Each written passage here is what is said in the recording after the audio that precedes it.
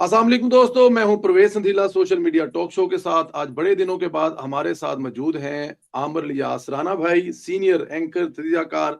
अस्सलाम वालेकुम आमिर भाई। जी, वालेकुम अस्सलाम परवेज़ भाई, खैरियत से हैं?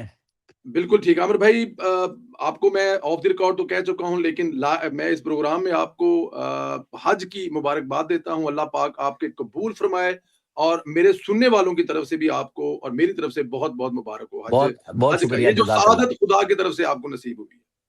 बिल्कुल, इसमें तो कोई शक ही नहीं है, बुलावा हो तो बंदा जाता है। हाय! ये गल सारी बुलावे दी है, ਜਦੋਂ बुलावा होवे ना ਤੇ ਬੰਦਾ ਸੁੱਤਾ ਉੱਠਾ ਤੇ ਸਵੇਰੇ सारा कुछ तैयार पिया होता है। अमर भाई, सबसे पहले तो मुझे बताएं, कल कोई ब्रीफिंग हुई है? कोई बड़ी अहम बातें हुई हैं? अगर कोई बताने वाली बातें हैं तो क्या बताएंगे मुझे और मेरे साथ सुनने वालों को? नहीं, कोई चीज़ छुपाने वाली है ही नहीं, बताने वाली अच्छा क्या? जी। हमने तो बोला है, देखें वो सिक्योरिटी ब्रीफिंग थी, कोई ढाई घंटे के करीब थी और उसमें सबसे पहले दायरा ईरान-अमेरिका लड़ाई के ऊपर थी। उसमें आज़ाद कश्मीर में जो एक्शन कमेटी का गंद है, उसको उसके ऊपर बड़ी बात हुई, अफ़गानिस्तान का मामलात पे बात हुई, इमरान खान के ऊपर बात हुई, तो मेन तो ये 4 चीज़ें थी। अब आपका जहाँ से दिल करता है शुरू कर लें। अच्छा, नहीं, अब मुझे इसमें जो जो कोई अच्छा चले, आपने ये सारी बातें हो गई। मुझे ज़रा ये बताएँ, इसमें से कुछ लोगों ने अपनी-अपनी चीज़ें भी निकाल ली, अपने-अपने मतलब भी निकाल लिए। आपकी एक कोलीग है, मैं नाम ले देता हूँ, फरीदा फ़ारूकी साहब, क्योंकि उन्होंने ट्वीट किया है, वो कोई हिडन बात नहीं है। उन्होंने कहा है कि वज़ीर-ए-आज़म को माइनस कर दिया है, तो कहीं ऐसी जगह माइनस देखा आपने वज़ीर-ए-आज़म को उस ब्रीफिंग में? देखिए, मैं आपको बताऊँ, एक ब्रीफिंग होती है, उसके बाद कुछ चीज़ें आ जाती हैं कि जी ये याददाश्त के लिए हम आपको भिजवा रहे हैं, जो वहाँ पे बातें हुई। उसमें अगर लफ्ज़ उन्होंने लिख दिया, ये उनकी राय है, उस पे मैं तबसरा नहीं करूँगा। लेकिन जिन्होंने ब्रीफिंग दी, उन्होंने बारहा जब भी बात की, उन्होंने प्राइम मिनिस्टर जब स्टार्ट किया, डिप्टी प्राइम मिनिस्टर और फिर फील्ड मार्शल का नाम लिया और फिर बाद में प्राइम मिनिस्टर और फील्ड मार्शल का आता रहा, क्योंकि फील्ड मार्शल ज़ाहिर है प्राइम मिनिस्टर के कहने पे फुल इख्तियारात के साथ हर जगह पे गुफ्तगू कर रहे थे। आपको पता है प्राइम मिनिस्टर ने पूरा क्रेडिट दिया फील्ड मार्शल को, जो बनता है, जैसे जंग में दे रहे थे, इसी तरह इन मुज़ाकरात के हवाले से पार्लियामेंट में पब्लिकली दिया। कुछ छुप के तो नहीं दिया कि बंद कमरों में फील्ड मार्शल को वो खराज-ए-तहसीन पेश कर रहे हों। ज़ाहिर है बरसते गोलों और मिसाइलों में जो शख्स वहाँ तेहरान पहुँचा पहला कोई गैर मुल्की, वो हमारे फील्ड मार्शल सैयद आसिम मुनीर थे। और उसके पीछे पाकिस्तान की वो फ़ोर्स थी, जो अल्हम्दुलिल्लाह 10 मई को हमने दिखाई थी दुनिया के सामने। 4 घंटे में 8 गुना बड़ा दुश्मन लंबा लेट गया और अमेरिका की मिन्नतें करके उसने सीज़ फायर किया था। आपको पता है सदर ट्रंप हमेशा नाम लेते हैं प्राइम मिनिस्टर और फील्ड मार्शल का, क्यों लेते हैं? पाकिस्तान ने वो कुव्वत दिखाई, क्योंकि सदर ट्रंप तो पहले कहते थे कि ये आपस में लड़ रहे हैं, सदियों से लड़ रहे हैं, अशरों से लड़ रहे हैं, आपस में तय कर लेंगे। लेकिन जो उनका शेर था, वो कागज़ी शेर साबित हुआ, यानी इंडिया। जब वो ढेर हुआ और उसने मिन्नत की, तो हम जब कुव्वत में थे, हमने उनकी इस बात को मान लिया सीज़ फायर की। तो सदर उस दिन से लेके आज तक पाकिस्तान के लिए रेतबुल लिसान है सदर ट्रंप, कि जो जीत रहा है, और वो खुद बहादुर आदमी है, तो वो बहादुरों की कदर करते हैं। वो बड़ी लंबी-लंबी गुफ्तगू करते हैं, हम तो बार-बार छेड़ते भी हैं उनको कि वो पता नहीं लगता कि कब क्या कह दें। तरह की बंदूक है, आगे चले, पीछे चले। इस वक़्त तो वो बहरहाल इंडिया के ऊपर ठीक-ठाक जा रही है। जो सच्चाई है, तो त्यारे भी बढ़ाते गए हैं और मोदी साहब आज तक बोल नहीं सके, क्योंकि वो कमज़ोरी है उनकी वहाँ पे। तो जो हमने ये काम दिखाया, तो वो बात बड़ी वाज़ेह तौर पे बताई गई कि हमारे पाकिस्तान का जो मुतमईन-नज़र था, वो मीडिया की हेडलाइन्स नहीं थी। इसलिए नंबर 1 सालिसी पे हमने कोई चीज़ लीक नहीं की और अब भी नहीं करेंगे। 7-8 सवाल थे, जिसमें पाकिस्तान के माची मफादात भी थे, आइंदा का किरदार था। तो जो साहब बैठे हुए थे, अस्करी अहम शख्सियत थी सिक्योरिटी ज़राए में, उन्होंने ये कहा कि जी देखिए, हम खबर नहीं बनाना चाहते, हम नहीं देते। हमने जो कुछ दिया है, वो प्राइम मिनिस्टर ऑफ पाकिस्तान ने दुनिया को दिखाया। और आईएसपीआर ने सिर्फ 2 प्रेस रिलीज़ें इश्यू की, जिसमें से एक वो थी जिसमें वो तेहरान तशरीफ़ ले गए थे हमारे फील्ड मार्शल, ठीक है? वीडियो भी जारी हुई, सब कुछ हुआ। तो जो कुछ हुआ वो दुनिया के सामने है। पाकिस्तान ने कभी नंबर बनाने के लिए कोई चीज़ लीक नहीं की, इसीलिए दोनों फ्री कैन का हम पे ट्रस्ट है। ईरान का भी, अमेरिका का भी। स्पॉइलर कौन है? आप अंदाज़ा कर लें, इंडिया है, इसराइल है और उनके हमनवा हैं। वो सब ये चाहते हैं, कभी किसी को दे देते हैं। आज कतर ने भी कह दिया, आपको पता है ना, जी। कि जी, जी, वाहिद कतर ने सालिस कहा कि पाकिस्तान पाकिस्तान। था। क्योंकि हमारे यहाँ भी बहुत सारे ऐसे दिल जले हैं, बस यही लफ्ज़ काफ़ी है उनके लिए, कि वो कह रहे थे नहीं कतर था, असल मीडिएटर वही था, चूँकि उनके लोग जा रहे थे। तो जो कुछ भी हो रहा था, वो पाकिस्तान के साथ मिलके हो रहा था और पाकिस्तान ने कभी नहीं कहा कि हम अकेले हैं। हमने कहा चाइना, रशिया, सऊदी अरब, कतर, तुर्किया, मिस्र सब हमारे साथ थे, हम सबके साथ कर रहे थे। हमने कहा कि इवन हमारे साथ यूएई भी शामिल था, वो भी हमारे इख्तिलाफ में नहीं था, मुखालिफ नहीं था, बहुत सारे ने कही। तो इससे ज़्यादा अच्छी बात क्या हो सकती है? पाकिस्तान क्रेडिट ले नहीं रहा, दे रहा है अपने तमाम दोस्तों को, अपने दोस्त ममालिक को कि नहीं हम मिल के चलेंगे, और वहाँ पे कोई ऐसी एम्बिग्विटी नहीं थी गुफ्तगू करने में, जो आपने सवाल जिसकी बुनियाद पे किया। पाकिस्तान अब मेज़बान है, हमारी बड़ी टीमें वहाँ पहुँच चुकी हुई हैं फ़ॉरेन ऑफिस की, जो सारे इंतज़ामात को देख रही हैं, और शायद मैं भी कल पहुँच जाऊँ वहाँ पे। आमीन, आमीन। अगर आप पहुँच गए तो मुझे बता देना, मेरे पास से 45 मिनट की फ्लाइट है, किते मेरा ना शा लिखा देना, तुहाडा हत्थ पैंदा है। अच्छा, इमरान खान से मुतल्लक भी सवाल हुआ, कोई जवाब मिला? दो दो चीज़ें हुई। एक तो जी, आपके रावी जो दोस्त हैं हसन अय्यूब, उन्होंने जी। ज़ोर-शोर से 9 मई का सवाल पूछा था। अच्छा तो जी, 2-3 दफ़ा जब बात की तो उन्होंने कहा 9 मई अफ़वाज पाकिस्तान का नहीं, पूरे पाकिस्तान का केस है। सही। जिसने किया है और जिसने कराया है, उन सबको सज़ा मिलेगी, अपने वक़्त पे कानून अपना रास्ता लेगा। सवाल ये था कि फिर उमर अय्यूब और शिबली फराज केपी में छुपे फिर रहे हैं, सज़ाएँ हो चुकी हैं, तो उन्होंने कहा जी जब तक छुपे हैं तो उनके शूज़ में ज़रा पाँव रख के देखेंगे वो किस हिद्दत में बैठे हुए हैं। तो जिस दिन अरेस्ट होंगे उस दिन से ही सज़ाएँ उनकी शुरू होंगी, पहली बात तो ये है। दूसरी उन्होंने कहा कि ये अपना कानून रास्ता अपनाएगा। और फिर सवाल हुआ स्पेसिफिक कि जी एक साबिक आर्मी चीफ की मुलाकातों की खबर है इमरान खान साहब से, वो क्या है? तो जवाब ये मिला था कि जब आपके पास कोई खबर नहीं होती, आप इर्रेलेवेंट हो जाते हैं, तो इस तरह के शोशे छोड़ते हैं। बस ये जवाब था। मैंने अच्छा, आपको कोट एंड कोट बता दिया। सर ठीक है, ब बस पहुँच गए। वो सर वो फैसल वाडा साहब आपके ठंडे शहर में बड़े गर्म हुए हुए हैं, सरगर्म हुए हुए हैं और काफ़ी दिनों के बाद हुए हैं। तो कुछ लोग कहते हैं किए जाते हैं, कुछ लोग कहते हैं वो खुद होते हैं, कुछ लोग कहते हैं वो शेरशीद की जो सीट है वो खाली है। असल कहानी क्या है सर?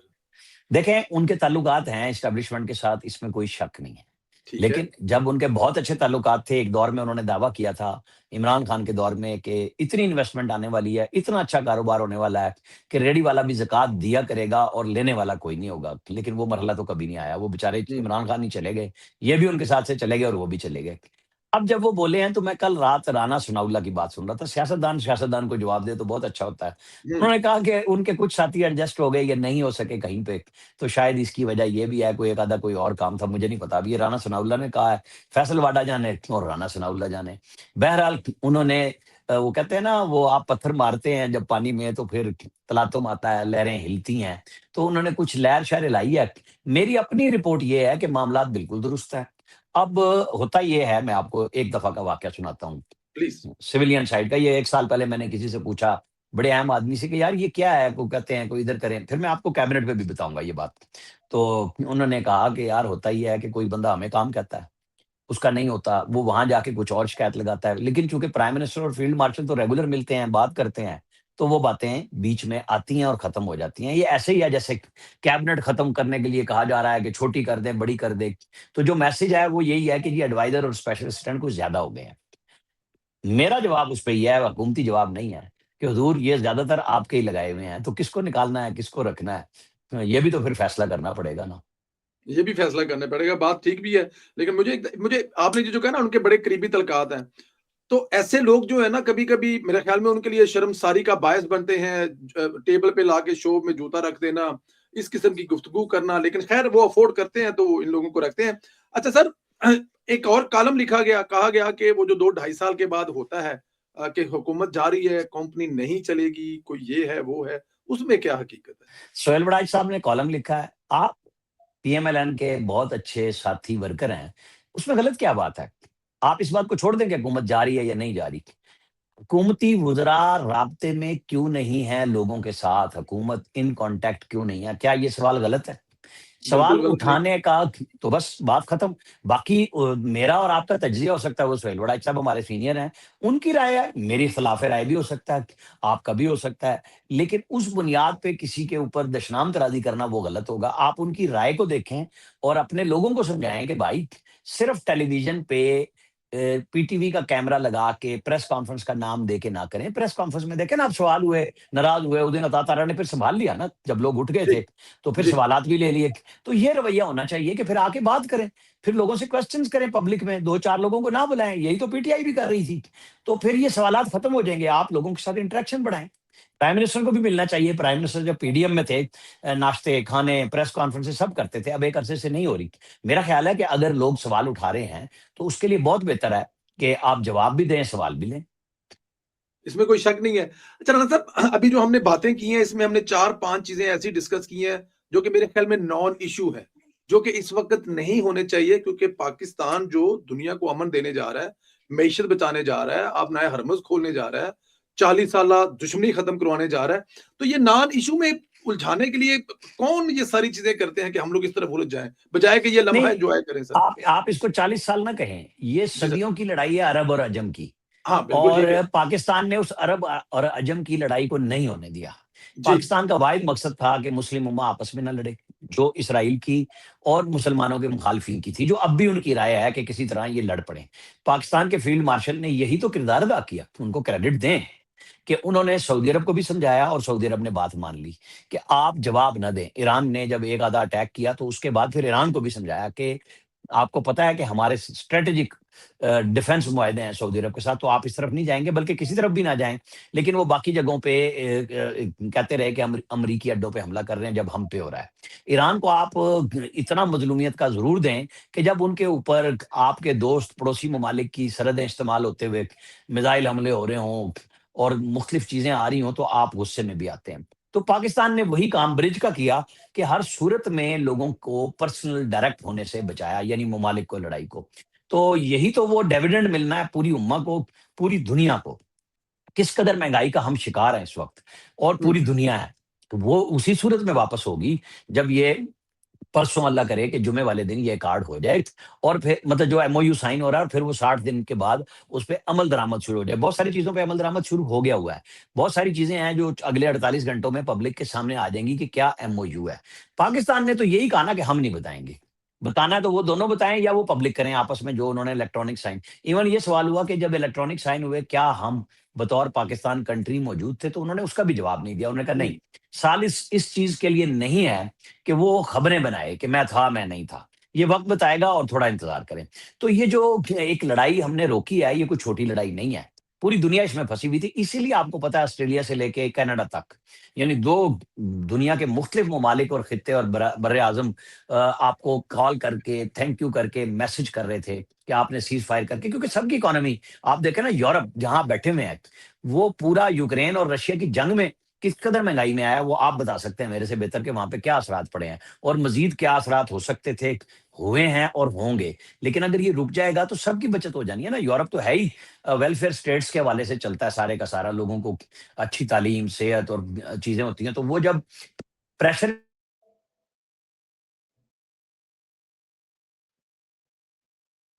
बिल्कुल ठीक कह रहे हैं। मैं एग्री करता हूँ, जहाँ तक आपने ये बात की, क्या असर पड़ेगा, मैं अगर अब आपको अभी बताऊँ जो असर पड़ा है, तो वो नाकाबिले बर्दाश्त है।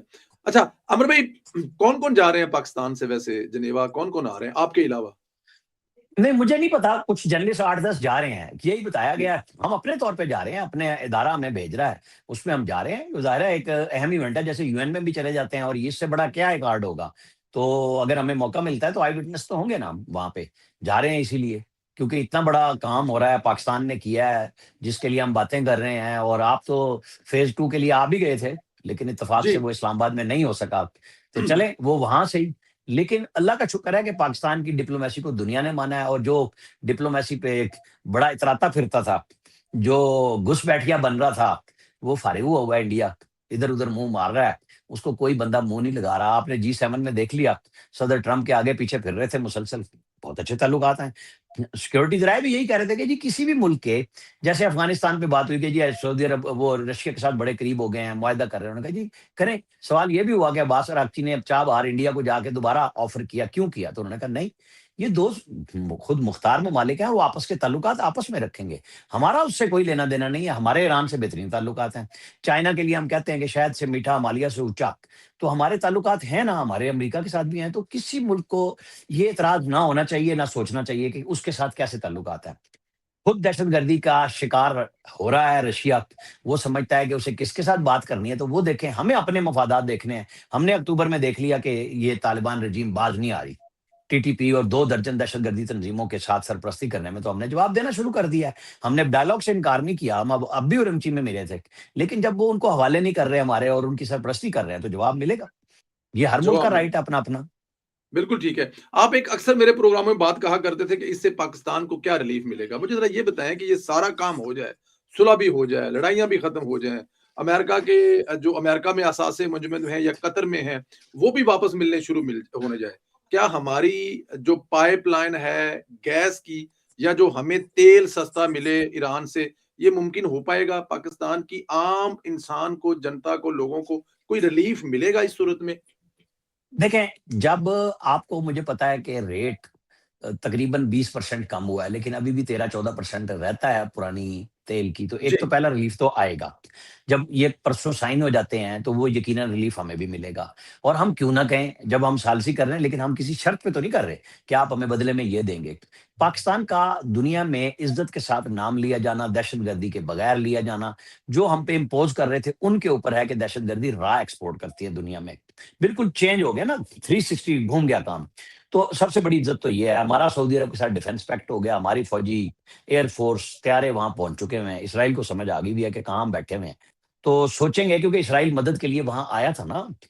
पब्लिकली आया था, उसके ड्रोन हम पे आए थे, तो हम भी जवाब देने के लिए बैठे हैं। सऊदी अरब में मतलब जो हरमैन शरीफ है ना, उनकी हिफाज़त के लिए हमारी फ़ौज हमेशा से यही कहती थी, हमारा मुल्क ये कहता है कि हम उनके लिए ऑल आउट है, तो हम हैं। उसके अब डिविडेंड्स बिल्कुल मिलने चाहिए। जब हम इतना सब कुछ कर रहे हैं, तो उन ममालिक को भी ख्याल होगा, गैस पाइपलाइन जब अक़वाम मुत्तहिदा की पाबंदियाँ, अमेरिकन पाबंदियाँ हटती हैं ईरान से, तो ऑटोमैटिकली फिर हमारा काम है कि अपनी उस पाइपलाइन को जो ईरान ला चुका हुआ है, उसके साथ अपने सिस्टम को जोड़ दें। और उसके अंदर रेट के ऊपर ज़ाहिर है कि हम कह रहे हैं उस ज़माने में वो बड़ा रेट था। हो सकता है ईरान को भी समझ आई है, हमारे लिए तशक्कुर उन्होंने पिछले जून में पाकिस्तान की करारदाद पास की थी। आज हालात और ज़्यादा उनके लिए, कोई दुनिया में मुल्क नहीं निकला जो हम निकले, तो मेरा ख़्याल है बेहतर हो जाएँगे। बेहतर हो जाएँगे। बजट पर आपके बड़े मतलब कि आम लोगों के लिए वो चाहे वो सोलर वाला मामला हो, चाहे बिजली के बिल हों, बड़ी आवाज़ उठाते हैं आप, कभी-कभी नाराज़ भी कर लेते हैं अपने दोस्तों को। तो ये जो बजट आया है, इसमें इसको कैसे देखते हैं? सोलर वाले मामले पे तो मेरे ख़्याल में काफ़ी चीज़ें टल गई हैं, जो कहा जाता था, बिजली के नहीं, बिलों पे बिल्कुल एक नहीं, नहीं, नहीं, नहीं। देखिए, सोलर वाली तो वो जो कहा ना औरंगज़ेब साहब ने, बताएँ कब कहा था हमने कि हम जीएसटी लगा रहे हैं, या आप लोगों ने लगाई। बहरहाल वो आईएमएफ से इन्होंने रिलीफ लिया, फर्दर ना लगे। लेकिन जो अवैस लगारी ने बारीक काम दिखाया नेट मीटरिंग का और नेट बिलिंग के बीच में, नेट बिलिंग तो शुरू हो चुकी है ना, जो नए सोलर सार्फिन लग रहे हैं और जिनके 7-7 साल होंगे। मेरा क्वेश्चन प्राइम मिनिस्टर से जाके मुलाकात के बाद भी यही था कि आप प्रॉफ़िट कम कर लें, रात के हमारे जितने खर्चे हैं, जो हमारे यूनिट हैं, वो रात को हमें उसी रेट पे दें जो हमने पैदा किया है। उसमें आप हमारे साथ डंडी ना मारें। पीक टाइम तो हम पहले भी वही पे कर रहे हैं जो आम सारिफ़ कर रहा है, जिसके पास नहीं है, 4 घंटे जो है। तो मैं तो अब भी प्राइम मिनिस्टर से यही कहूँगा कि नहीं, वो रात वाले यूनिट हमें दें, और जो हमारा प्रॉफ़िट ले रहे हैं, वो गारंटी करें कि वो 200 यूनिट तक वाले गरीब को मिलेगा। उसके ऊपर जाना चाहिए, ये हुकूमती खर्चात में नहीं जाना चाहिए। बचत तो उस चीज़ का नाम है ना कि जी, अगर आप हमें ₹27 दे रहे हैं, ₹22 दे रहे हैं, आप कह रहे हैं हम आपको ₹7-8 देंगे, ओके। आप बात करें ना, रात के यूनिट हमें वापस करें हमारे, और दिन वाले प्रॉफ़िट को आप आम आदमी की फलाह के लिए यूज़ करें। ये जो भत्तागिरी हो रही है ना, जो आईपीपीज़ के नाम पे, वो हुकूमत जाने, हुकूमत के मामलात जाने। आम आदमी को रिलीफ़ देना है आम आदमी के पैसे से, तो दे दें। वहाँ तो ना उतारें आईपीपीज़ के ऊपर। तो बजट को ओवरऑल सैलरीड क्लास, पिछले बजट में बिल्कुल ठीक बात है, जो बहुत लो क्लास वाले थे उनके ऊपर तो टैक्स कम हुआ था। जो थोड़े हाई पेड थे, ज़्यादा पेड थे, उनके लिए बेहतर किया है। होना भी चाहिए कि ये भी तो भत्तागिरी थी ना कि आपको जहाँ से टैक्स लेना है, अच्छी बात है। ताजिर आ गए अब मैदान में कि 25,000 कम से कम और 20 करोड़ रुपए तक 1% देंगे। सिस्टम में आएँगे, सब चीज़ें एआई लगी हुई है आजकल। आर्टिफिशियल इंटेलिजेंस से सिस्टम लगा होगा, पता चल जाएगा कि इसने 20 लाख बताई है या 1 करोड़ बताई है या 20 करोड़ बताई है, क्या इसकी सेल इतनी थी? वो सिस्टम में कहीं न कहीं आपके अखराजात रिफ्लेक्ट करते हैं कि आप कमा क्या रहे हैं, दे क्या रहे हैं। तो दुनिया तो इसी पे चल रही है, बेहतर है। और जो सुपर टैक्स कम किया है, कारोबार को फैलना चाहिए। पाकिस्तान के अंदर बिज़नेस होगा, इंडस्ट्री लगेगी तो एक्सपोर्ट होगी, जो हमारी सबसे बड़ी ज़रूरत है इस वक़्त। देखें ना, अब वो कर्ज़ों से, ग्रांटों के दौर चले गए।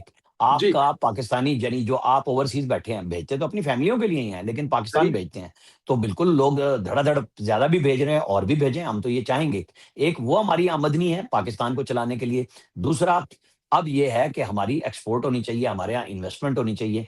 अब इस ईरान-अमरीका जंग के बाद ये सऊदी अरब की तरफ से भी हमें इत्तलात थी और हैं कतर की तरफ से भी हैं, तो हमारे लोगों को चाहिए कि अब उनको मैच्योर करें, एमओयू से बात आगे लेके जाएँ इन्वेस्टमेंट को, जो इंडिया ने की हुई है, एक्चुअलाइज़ किया है, जो हमारे यहाँ बड़ी कमी है। जो हमारे यहाँ बड़ी है। आखिरी सवाल, बजट में सूबे जो हैं वो मरकज़ को कुछ पैसे देंगे और पंजाब एक ठीक-ठाक किस्म का हिस्सा दे रहा है और तरक्याती बजट में दे रहा है। और पंजाब की तो इस वक़्त जो पहचान बनी हुई वो बनी ये हुई है कि तरक्याती काम हो रहे हैं और चीज़ें हो रही हैं। तो इसको कैसे देखते हैं? ये कैसे होगा आगे जाके, कितना पैसा जाएगा और उससे पंजाब के तरक्याती कामों पे कितना फ़र्क पड़ेगा? आमिर भाई, आखिरी सवाल है, बजट में मरकज़ को सूबे कुछ पैसे देने जा रहे हैं और पंजाब में पंजाब से एक बहुत बड़ी खतीर रकम शायद तरक्याती बजट से निकाल के दी जा रही है और दावा ये किया जा रहा है कि वो दफ़ा के लिए दिए जाएँगे।